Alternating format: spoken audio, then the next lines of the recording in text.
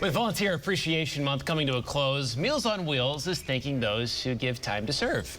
Yeah, volunteers are getting ready to show up in less than an hour to pack meals for deliveries. So News on 6's Meredith McCown joins us live from 31st Street. Good morning.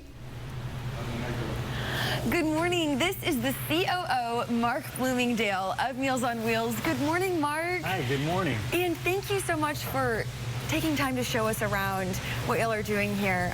Go ahead and just tell us about what the volunteers for Meals on Wheels do. Yeah, well, thank you for that opportunity. And first, you know that this is Volunteer Appreciation Month, so we're taking some time this month to just say thank you to the volunteers who are down with us now, and we are rebuilding coming out of the pandemic, so we've got lots of volunteer slots available. So we have kind of a hybrid that's happening right now, where if you have an hour to spare a day, that you could be delivering 7 meals to one of our elderly, homebound, shut-in, disabled folks here in Tulsa and make a real difference in their life, make sure that they're safe and living independently. And so really, like we were saying, it really just takes an hour, which isn't a lot of time compared to the whole week. And so how do you become a volunteer? How do you do that? Yeah, so the easiest way to become a volunteer is to go to our website, and that's mealsonwheelstulsa.org, or you can shorten that, MOWtulsa.org, and click on the volunteer page. There'll be an application that's there, and our volunteer team will get in touch with you, provide the training, and you can be up and running within a couple of days.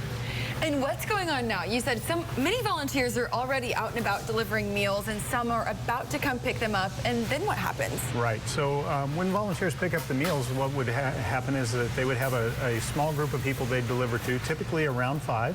And they would take those meals and deliver them personally to the door. And while they're there, they would be doing a wellness check.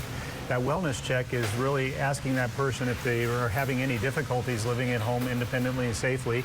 And if so, they log that onto an app right there that comes back to our team, so that we're actually, before they're even back, calling that person, following up with them, and making sure they can live safely in their home. So it is more than just taking a meal to their house. Why is this so important for so many of the clients that you serve? Yeah, well, oftentimes the clients that we serve are homebound, disabled, can't really get out. And our volunteers might be the only person that they see, or a wellness check calls might be the only contact that they have.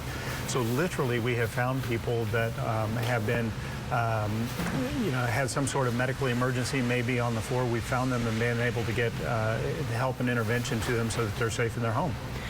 Thank you so much, Mark. Yeah, it's really making such an impact. And so before we go, any other comments that you want to add about how people can do this if they're at home and they decide that they want to become a volunteer? Yeah. What do they need to know? Well, first I would let them know that our volunteers always say to us that they get more out of volunteering than they give. So if you want to feel good, you want to enrich your life, come on down and volunteer.